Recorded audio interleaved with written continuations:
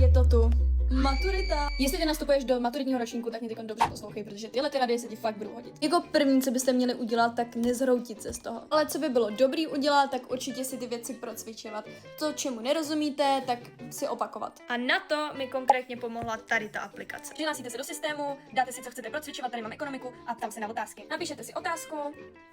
A ono vám to takhle jednoduše zpracuje. Jestli se chcete pak vyzkoušet, tak tady můžete mluvit. Taky jsou věci, na které si můžeš sáhnout, jako mobil nebo rohlík. Služby, to jsou zase činnosti, co pro tebe dělá někdo jiný. Třeč. Přichystala jsem pro tebe flashcards, aby si to mohl procvičit. Objeví se ti tady v chatu, jakmile skončíme. A pak se z toho můžeš jednoduše vyzkoušet. Tady dáme začít lekci a máme tady flashcards. Druhá rada. Z češtiny jsem si udělala takovouhle tabulku a pomohlo mi to si takhle jednoduše naučit ty nejdůležitější věci, aby jsem to třeba mohla mít na tu 4.